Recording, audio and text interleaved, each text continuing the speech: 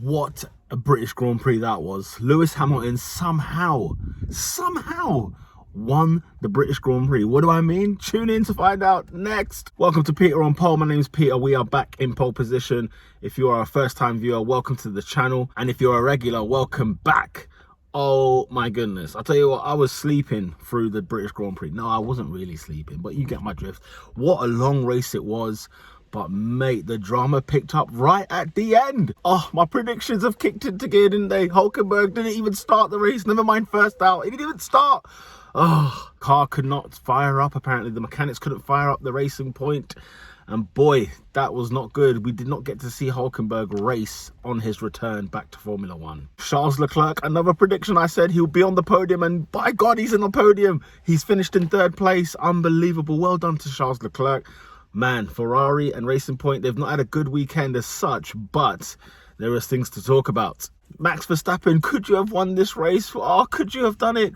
Why did Red Bull put him in? It's easy to say it now, but oh my God, what's happened? And let's start things off. 20th place, if you can even call it that. Nico Hulkenberg didn't even finish the race, went out as soon before even the race started, couldn't even do a formation lap, nothing of the sort. The car wouldn't fire up. I don't get why that's the case. They couldn't get the car turned on. Something was wrong.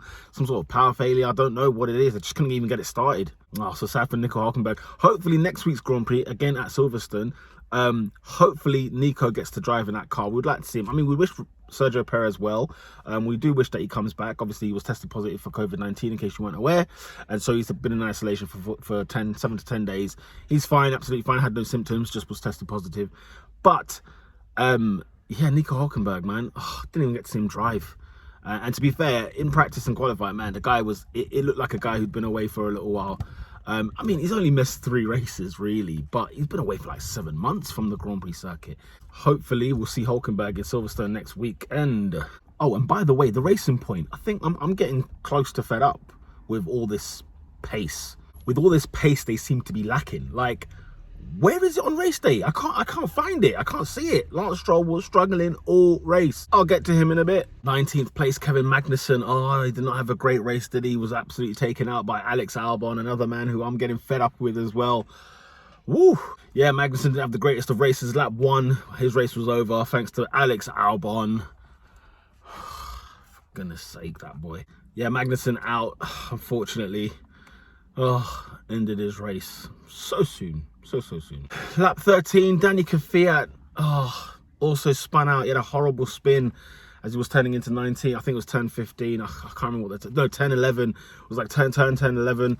The back end just gave way, and it seemed like he already had a puncture of some sort. So that completely gave way, and that took him out of the race. And then the safety car came out. And by the way, that car was an absolute mess. When you see what it looked like at the end, holy smokes. It was like a garage sale, Martin Brundle said. Kimi Räikkönen in 17th place.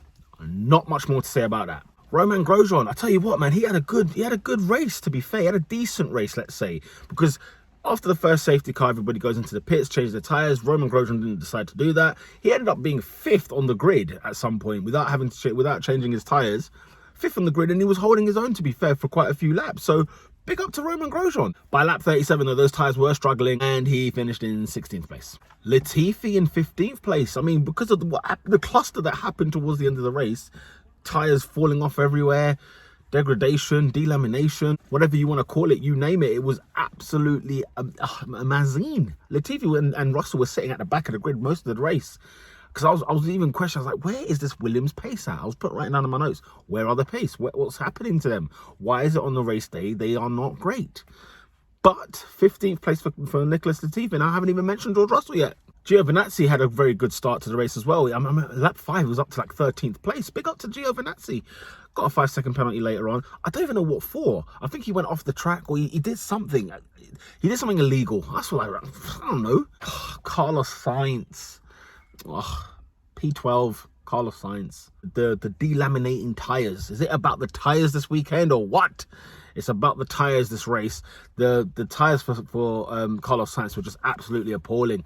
And unfortunately, he had a puncture. Well, yeah, it was a bit of a delamination puncture. And when he was up into 5th place, he slid all the way to 12th. And this is with a lap to go. Oh, I felt so sorry for the guy. He's not had good luck this year. That's what you get for announcing you're going to Ferrari, my friend. Yeah. I'm joking, Carlos. I really like Carlos Sainz, man. What a guy. Sorry, I said P12. I meant P13. Anyway, because P12 was that man, George Russell. George Russell, P12? Look at me, I'm messing them up. P12, unbelievable. Well done to George Russell. Yeah, because people were delaminating tires, people going into the pits. All of a sudden, George Russell said, well, I'll take 12th place, thank you very much. P11, another one of the casualties. It was Valtteri Bottas. Oh my goodness. Sitting in second place from start to lap 50 out of 52. And oh my goodness, the delamination began, and his tires were absolutely, that front left was an absolute disgrace. The way it looked, it was awful. I couldn't believe he could still drive with 3 tires basically to get himself into the pits. He had an absolute western in that race. I mean, it wasn't his fault, but unreal. He's had a puncher, and you know, I think the front wing as well, it seemed to have played a part. There was all kinds of issues going on with the Mercedes towards the end of this race, and unlike Hamilton, you know, Bottas was so unlucky. P11, didn't even get in the points. I mean, that's how bad this thing was. Into the top 10, Sebastian Vettel, P10. I tell you what, man, like, he started 10th, finished 10th, but that does not even tell the story. That car is awful. That car is awful. Ferrari, your car is a shambles, because what? 4-time world champion can't get that car any further down the grid? I don't know what to say. It was an awful. I mean, people like Stroll and Gasly were just like beating him up. Like, it was just P9 Lance Stroll. Guess what? I'm not a believer. Racing Point, I'm sorry, I'm not a believer this year. No, nothing like a pink Mercedes. Not as fast as one. Doesn't have the aerodynamics. Doesn't have the drivers.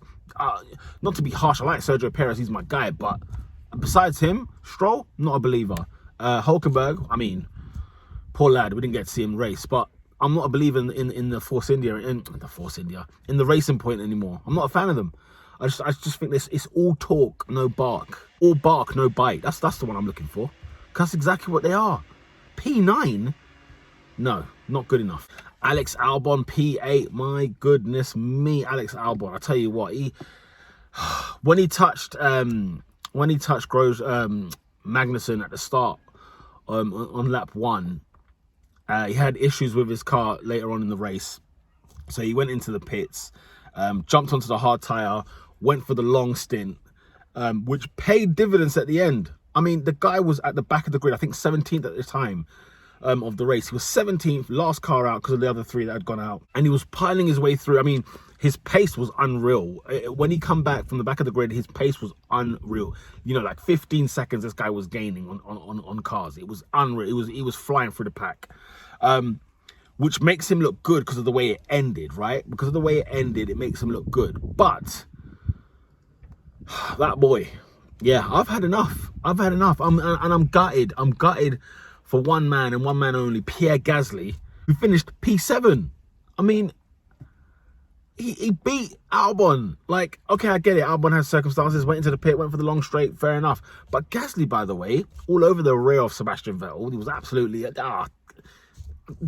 getting battered left, right, and centre. Sebastian Vettel was. It was unreal.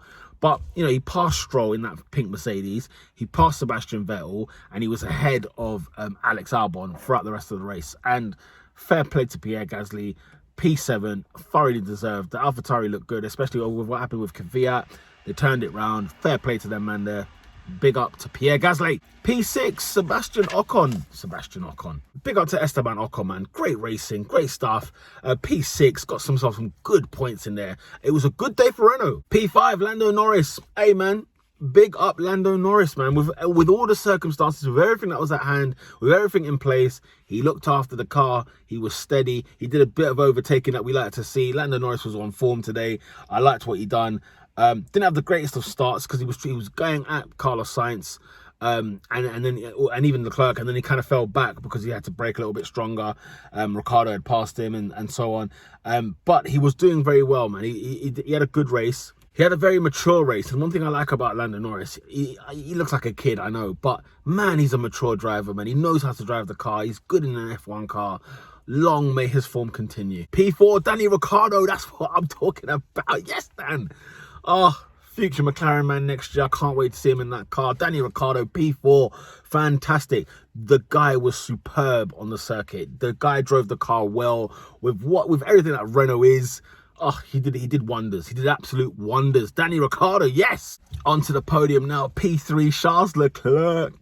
But look, let's be honest. He did nothing. Like, as in, not nothing, but there was nothing to talk about with his race. He was like 30 seconds behind Max, and he was like 40 seconds ahead behind. In fact, he was like 3.5 seconds ahead of the McLarens, to be fair. But yeah, man, it was just a bit of a boring one, bro. Not once did they talk about Leclerc even on TV, because it was one of those races, bro. He started and finished, and because of what happened to Bottas, he moved up a place, and that was the end of his race. But big up to himself, because he got into P3, he got on the podium, and the Ferrari, like, that's 2 podium places now Ferrari have had from Leclerc in a car that should be nowhere near it. I'll tell you what, Leclerc, you're the real deal, man. You're the real deal. You know how to drive a car. P2, Max Verstappen. Oh my God. Like, I need to sneeze and it's not coming. For goodness sake. Anyway, P2, Max Verstappen. Oh my goodness. What on earth is he?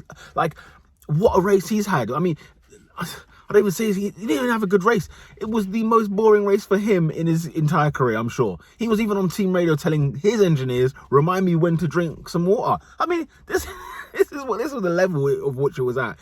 He was right behind, he was nowhere near, the Mercedes at the time. He was like 20 seconds behind the Mercedes. He was about 30 seconds ahead of Leclerc. He was in, like, if you want to talk about a guy who saw nothing ahead of him and he saw nothing in his rear mirrors, that guy had a boring race, much more boring than Leclerc did. But in the end, man, when everything just sort of piled over control, Bottas's tyre, when it exploded, Max Verstappen went into the pits thinking, look, I'm not going to lose a place. I'm going to go into the pits, get a new tyre. But if only he did not pit. If only he did not pit at the last lap, would he have won the race? He could have won the British Grand Prix. Red Bull, or whoever it was that made that decision, screwed Max Verstappen of a British Grand Prix win. Oh, I've said it there. P2, you would have taken that at the start of the race. You would have bit your hand off for it. But he could have won the actual race. It's unbelievable. We could have actually won that race. Oh my goodness, Max Verstappen. Well done anyway. Got that Red Bull into P2. And of course, guess what Red Bull are doing? Protesting. Because whenever they can, they will always protest. And they protested about the Mercedes of Lewis Hamilton's victory, who won the race, and with 3 wheels as well on his car. 3 wheels. I'm just checking I have the right numbers. But yeah, 3 wheels on his car, because that front left as well, just like Bottas exploded, Hamilton's one's absolutely exploded. And somehow Hamilton on 3 wheels done a whole lap, basically. Done half a lap at least. And somehow finished that car. And my goodness, hearts in mouths for Mercedes, because they thought they were going to lose 2 cars on the podium for sure. Unbelievable. Honestly, it was unreal. It was just... It was the most bizarre races. I mean, the things we learned is, of course, that this race was not a 1-stopper. It was definitely a 2-stopper, because the track temperature, the tyre, and next weekend, by the way, the tyres are going to be a bit softer. So, more degradation. Yeah, more degradation.